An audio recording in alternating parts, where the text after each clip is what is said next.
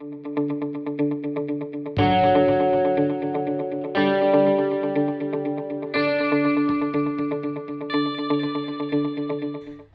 folks, I promised you something, and I am here in a beautiful residential neighborhood here, suburb of Christchurch, all right?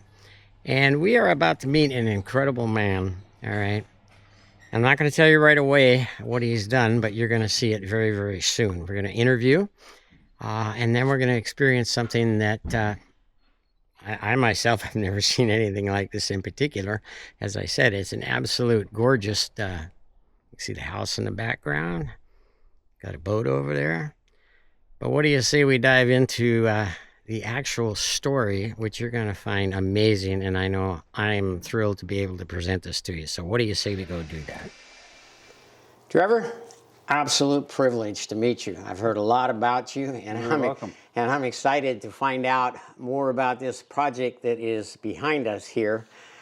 Something that I know people have explained this to me. A gentleman in his garage designed a full-size 737 simulator, a flight simulator. And can you give me a little history of how you even started thinking about this and how you went about it? Always been an aviation enthusiast right from a child, and I thought one day I might build something like this, but never dreamed the wildest dreams it would be as advanced as this. I did a bit of private flying in 1994 and did about 16 and a half hours private flying, and 2 of those solo. And then, of course, the old story, the children come along and started joining sports clubs and clubs, and so the money disappeared, so the money wasn't there to carry on. So in 1998, when I bought my first computer, a friend of mine gave me a disc of a flight simulator program flying a Piper Cherokee around San Francisco Bay. So I was hooked on simulators right from that day. Fast forward to 2019, and I was looking around. I thought I might do some sort of a project involving a airplane fuselage or something like that. My wife found this cockpit shell of a 737-300 on Facebook. So we offered the guy what he wanted. Unfortunately, it was sold. So we come back the next day and said, look, the guy's pulled out. You're more than welcome to have it. So I owned it in about 2 hours' time. Then what? Well, then comes the hard part. I knew absolutely nothing about electronics. I'm a builder by trade, so pretty handy with my hands. I thought I'll have a go at this. I love my project. So I then started researching A, 737 cockpit interiors, and then B, simulator parts, suppliers, and that basically took me all around the world to source these parts. So I thought, well, I wasn't quite sure how I was going to do the electronics. I thought, let's just start at step 1, get the fuselage built, cleaned up, painted, closed in, and then we'll just worry about the electronic side of it. So I just joined a couple of Facebook groups and met a whole lot of people overseas. I've done these sims, talked to them, talked to friends, some people in New Zealand, on Christchurch, which I'd met, and we just managed to put it together over 3 years. So how long has this project actually taken to get to this level where it's at right now? At the moment, we started January 2020, so it's nearly 6.5 years. Wow. And I was flying it at 3 years on the day that I bought it, 3 years to the day. It was just basically flying. The image and the projectors weren't properly right, and there was a whole lot of stuff that wasn't working. So I just kept on flying. I thought, that's got to work, and that's got to work. Uh-huh. So I've just, in the last week, finished an 8-month rebuild, which I've upgraded projectors, computers, full rewire, get everything working properly, bit of new software, and now we're really, really happy where we are. Wow. So I understand that last week there was a current, was it a 767 pilot that flew it? I've had a few pilots here. I've involved in a group in Christchurch, which is a coffee group with retired pilots, Dreamliner pilots, 777 pilots. So we had a bit of a morning here last week, and they were very impressed. And my goal in this, I'm a bit of a detailed man. My goal is a pilot to walk in this and say, this is just like my work. Wow. So then they said exactly that. Right. Yeah, so. Well, I guess what we're going to do is we're going to take the opportunity to, is that the original serial number on this fuselage? The shell was a United Airlines 737-300, built in 1989, and that's its original serial number. That's the original serial number. Original serial number. Wow. Yep. And that's the original serial number for this? Yes, yes. Oh. Built in 89, scrapped in 2015, and this is what's left of it. So it lives on. It lives on. Well, what do you say we take a little time and check out this project, because I know I'm excited about Absolutely. this. Well, let's go take a look inside.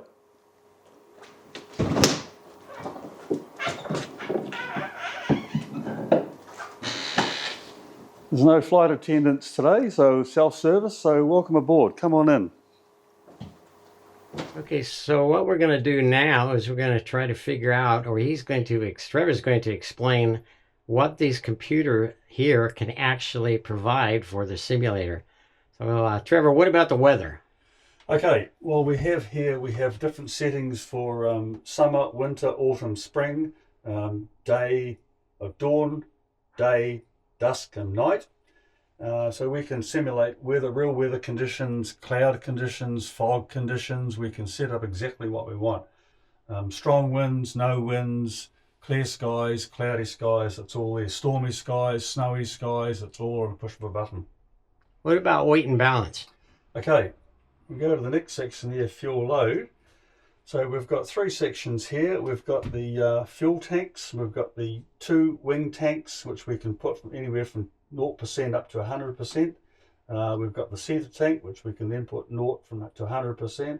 We've got the cargo bays, forward and aft cargo bay, which we can put from 0 to 100%.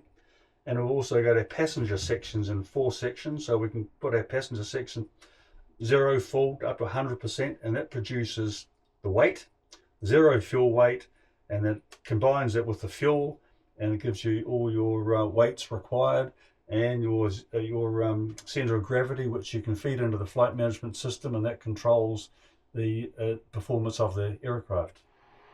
Okay, the program which we use for the visuals is called Fly Less Immersive, and basically we've got 3 projectors portraying 3 pictures onto the screen, which is 3.9 diameter at 220 degrees.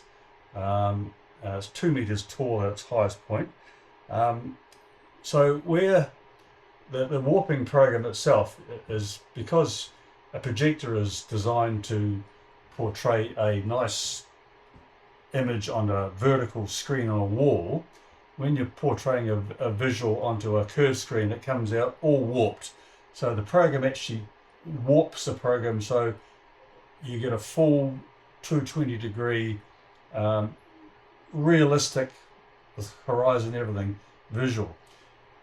And the other part of the program is what you call a blend, is where the 2 projectors actually blend, or they merge together, and you cannot see the blend on this screen.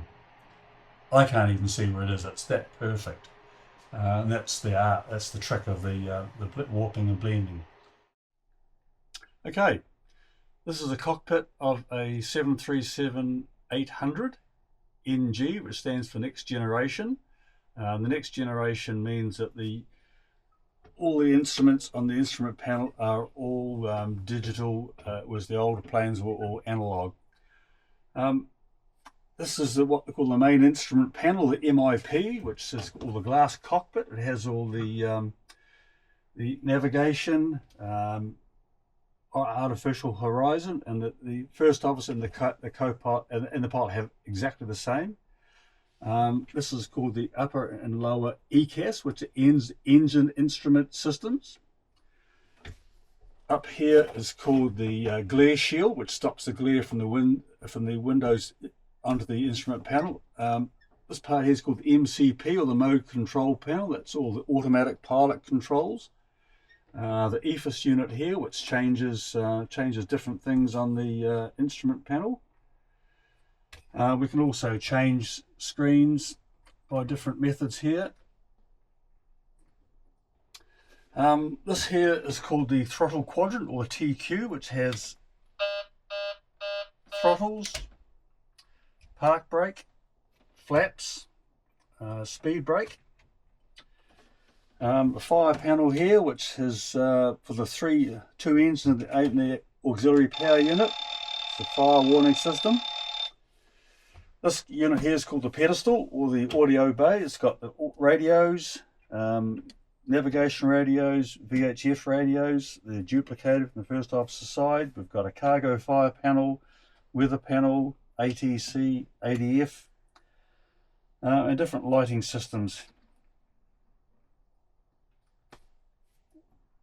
And an alarm clock. So this is an exact replica of a 737-800, apart from where the cameraman is sitting. I've created an extra seat here. Steering yokes here, all fully operational. Most of these parts are all designed and built for simulators. They're all LED, so the whole simulator only draws about 3.5 amps. We've got the forward overhead panel here, which is numerous switches and dials for electrical, fuel, hydraulics, air pressure, etc. down there. The aft overhead panel, which has got navigation unit, IRS, initial reference system, and other systems, emergency locator transmitter, buttons and switches too numerous to list. Well, one of the things I was going to ask, and I'm sure I'll find out here before too long, but what sort of do you on your stick itself? Do you actually get the sensation of whether the stick is light or heavy? For example, if you're pulling back too much, or you're what kind of sensation does the stick actually give you? Are we filming here? Yeah. Oh. Well, you do, because when you pull back, we've got a trim switch on the button. So basically, when you pull back, and I can simulate the control stick movements down here in the lower ECAS. When you pull back, you obviously want your control column to be in a neutral position. It doesn't matter what attitude, angle you're flying at. So when you pull back, you'll trim your rear stabilizer up, so that you can release your control column to go back to neutral position and stay on that same attitude. And the thing is pretty lifelike. It feels good, and if you haven't got the right trim, your control column will tell you haven't got the right trim. What about referred to as a stick shaker? Will this actually mimic that as well? I have a stick shaker here, but on each column, but they're artificial. They don't work. But you get the alarm through the sound system. Through the sound system.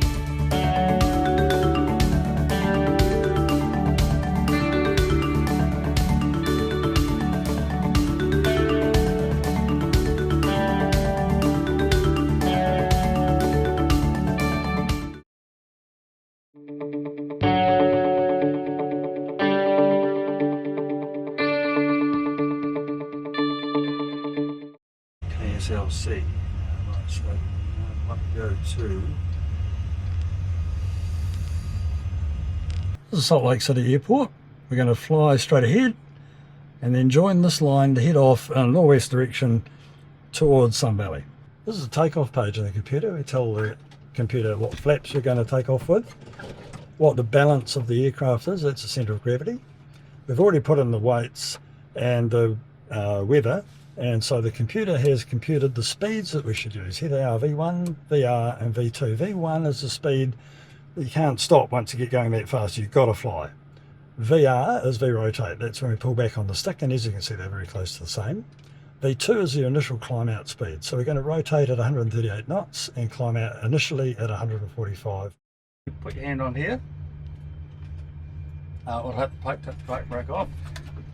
Right, now bring it up to about 40% on there.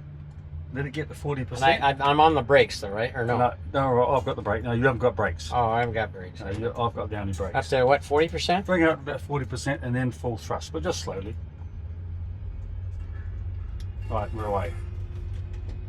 Full throttle? Yep. No, that's it. Too much trim. That's right, that's right. So I'll get that right. That's coming right now. You always put nose down anyway. And when I say rotate, just a little bit, just pull it back to about your 15 degrees. 80 knots.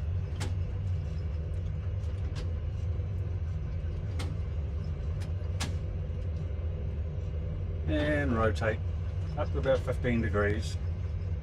Keep going, keep pulling, keep pulling, keep pulling. Right, 50, level up it. Get the attitude at 15 degrees. And there, was it right gear up. And then nose down to about 10 degrees, so let it go forward. Put your nose down to about 10 degrees. That's when you need to push your trim button up. Up. Yep. Nose down at 10 degrees, and you get some nice, and just a wee bit of a right turn to get away from those hills. Get out. And then just do what you want. So to bring the nose up, the trim switch goes down or up? Down. So you should be able to let your yoke go. Yeah. And that should let a neutral position if you're trimmed nicely. Yep, so you're trimmed perfectly, you're perfectly trimmed at 10 degrees. And go where you want. Oh, we need to climb to...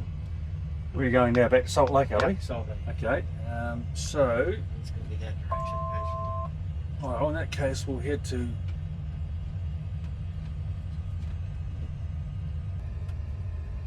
Well, this is definitely different than a motorcycle.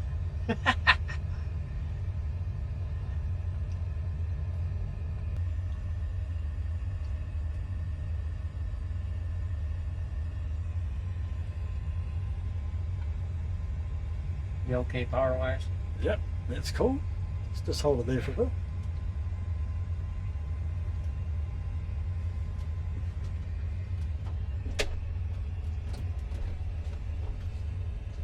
I can roll straight. Have you done this sort of thing before, Tim? Not in a simulator, no. You're heading directly on track. The details there to the next waypoint, which is 28 nautical miles away. It's called Gweet. The arrow is the direction of the wind. So at the moment it's 22 knots coming from 273 degrees. That is the plane there, that is us, and that is the path we are flying. We're going to go through these waypoints. The TD means top of descent. That means the aircraft will actually start descending and will get rid of all its engine thrust. We've got the ground speed there at 421 knots. We've got the true airspeed at 431 knots. And then we've got the indicated airspeed at 298 knots. All very difficult. Alright folks, what we're doing now is we are looking out over Salt Lake. That's what we're doing. And we're heading to some mountains. I'll get inside those. But anyhow, that's Salt Lake below us. And I've been given instructions that supposedly I'm going to land this thing. So all you ladies and gentlemen back there in the cockpit, strap in. And don't believe that stuff about putting your knees or your head between your knees, because it's not going to do any good anyhow. So 6 miles. So the old story when you're coming down, it's 3 times just. So if you're traveling at if you're at 20,000 feet, you multiply your 20 by 3, 60 and 60 nautical miles. You'll start descending. Take your zeros off, multiply by 3. Oh, bloody speed brake's still on.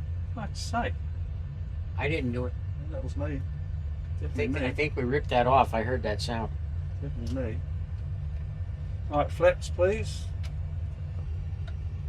I presume it's this one here we're heading towards. Yeah, no, I went coming too close. Oh, Jesus.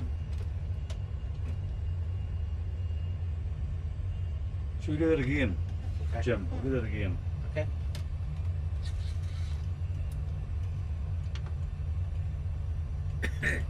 Bank angle, bank angle. You have to go slow doing this? No.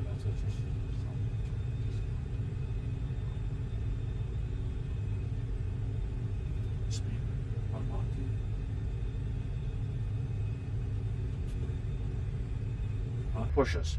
2 pushes? Yep. Right, auto throttle's off as well. You want to do the throttle as well? You want me to do that? A real pilot will do both. Well, Weave it to the right. You drift to the left a wee bit. to the right? Weave it to the right. No, just with your. Oh, that. Right. Oh, I didn't know what you were talking about. Bit to the right. Just keep that runway right in front of you.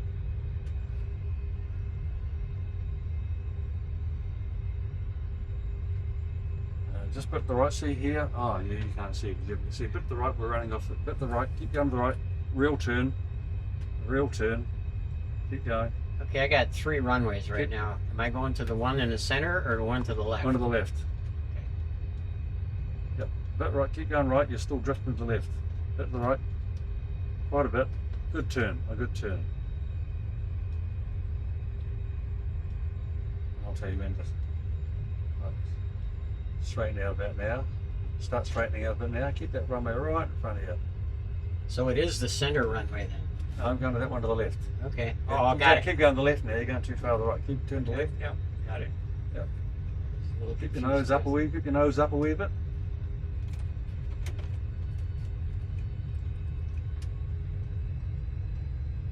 Keep those puppy lights white and red. Flight slope. Up a wee bit. Nose up. Nose up. Flight slope. A bit to the right. Flight slope. That's right. We got one wee bit. Nose up a wee Flight bit more. slope. Nose up a wee bit more. Bit to the right. Still to the right? Yep. Just drift to the left. The wind's coming from the right, so you do. Yeah, spot on now. See white and red in the puppies? Yep. Bit to the right still.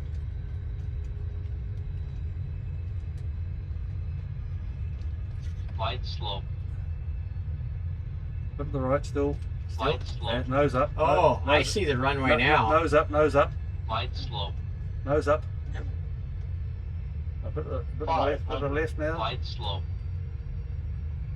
Nose up. Flight slope.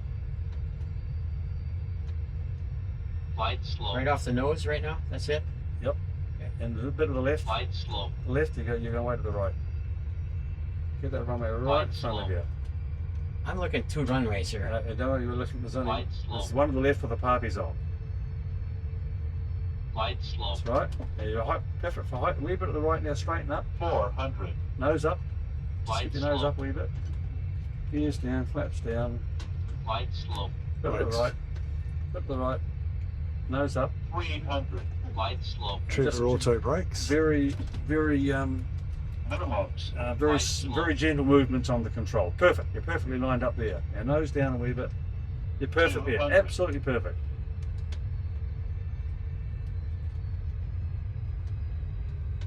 When you get down to about 30, start a wee bit of pull back on you. 100. Flight slope. When it gets to 10, I'll 50, take power up. 40, 30, 20. 10. Right, nose down. Let it go. Let it go. Let it go. Let it go.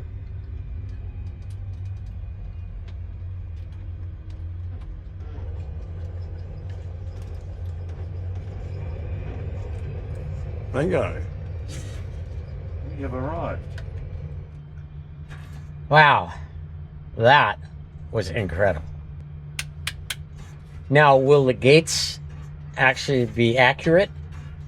Well, if you get an airport upgrade, you can Yeah. get upgrades for any airport. This is obviously gate D specs. So what I'll do now is I'll pull up here. Put APU on now. Stop. Park brake. Engine's off. And I'll now put the ground call on. To tell them to get off their ass, stop having your cups of coffee and bring out the power unit, the ground power unit. So when that comes on, there'll be ground power. Put the ground power on and turn the engines, turn the APU off. Turn the lights off now. They've had enough oxygen on, and then we have the fans on. They'll be getting a bit stuffy in the back. So at the moment I've got the APU on running on the left-hand tank only. So all the other fuel pumps off, so the APU draws fuel from the left-hand wing tank, so that'll come on in a minute.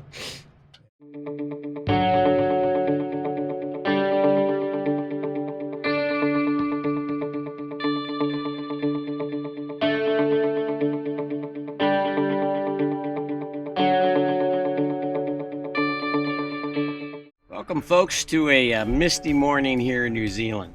I want to take this opportunity to thank you for following along on this incredible story of the man that took a passion, took a dream, and turned it into reality.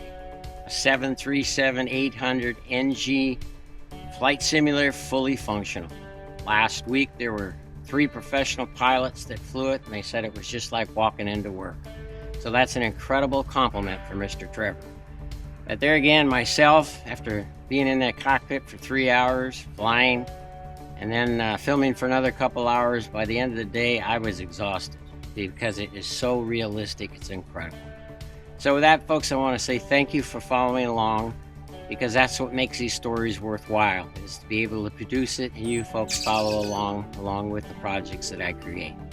With that, there's going to be another project that I promised you coming up shortly. And I said I was going to take you to the races, and that's exactly what I'm going to do. So I hope you look forward to seeing that one as well. So in closing this particular project, I guess the only thing I can say is if you have a passion, you have a dream, turn it into reality.